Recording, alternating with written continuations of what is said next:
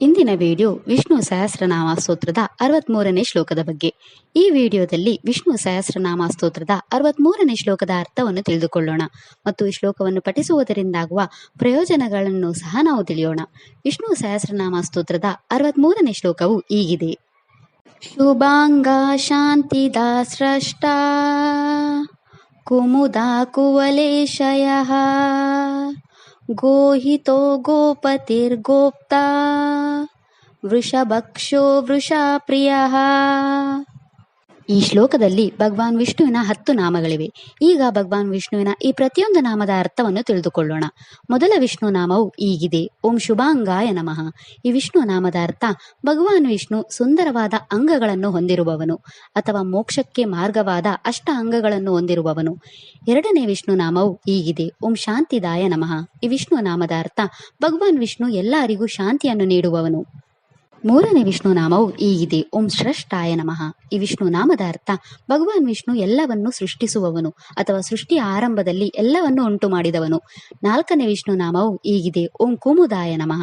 ಈ ವಿಷ್ಣು ನಾಮದ ಅರ್ಥ ಭಗವಾನ್ ವಿಷ್ಣು ಈ ಲೋಕದಲ್ಲಿರಲು ಸಂತೋಷ ಪಡುವವನು ಅಥವಾ ಈ ಲೋಕದಲ್ಲಿರಲು ಆನಂದ ಪಡುವವನು. ಐದನೇ ವಿಷ್ಣು ನಾಮವು ಹೀಗಿದೆ. ಓಂ ಕುವಲೇಶಾಯ ನಮಃ. ಈ ವಿಷ್ಣು ನಾಮದ ಅರ್ಥ ಭಗವಾನ್ ವಿಷ್ಣು ಜಗತ್ತನ್ನು ಸುತ್ತುವರೆದಿರುವ ಸಾಗರದ ಮೇಲೆ ಮಲಗಿರುವವನು ಅಥವಾ ಆದಿಶೇಷ ಸರ್ಪದ ಮೇಲೆ ಮಲಗಿರುವವನು. ಆರನೇ ವಿಷ್ಣು ನಾಮವು ಹೀಗಿದೆ. ಓಂ ಗೋಹಿತಾಯ ನಮಃ.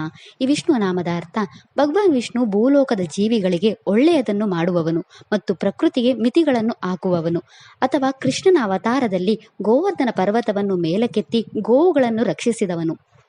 ಏಳನೇ ವಿಷ್ಣು ನಾಮವು ಹೀಗಿದೆ. ಓಂ ಗೋಪತಯೇ ನಮಃ. ಈ ವಿಷ್ಣು ನಾಮದ ಅರ್ಥ ಭಗವಾನ್ ವಿಷ್ಣು ಜಗತ್ತಿನ ಎಲ್ಲಾ ಜೀವಿಗಳ ಅಧಿಪತಿಯಾಗಿದ್ದಾನೆ ಅಥವಾ ಭೂಮಿಯ ಅಧಿಪತಿಯಾಗಿದ್ದಾನೆ.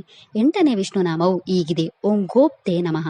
ಈ ವಿಷ್ಣು ನಾಮದ ಅರ್ಥ ಭಗವಾನ್ ವಿಷ್ಣು ಈ ಜಗತ್ತನ್ನು ನೋಡಿಕೊಳ್ಳುವವನು ಅಥವಾ ಈ ಭೂಮಿಯ ರಕ್ಷಕನಾಗಿದ್ದಾನೆ.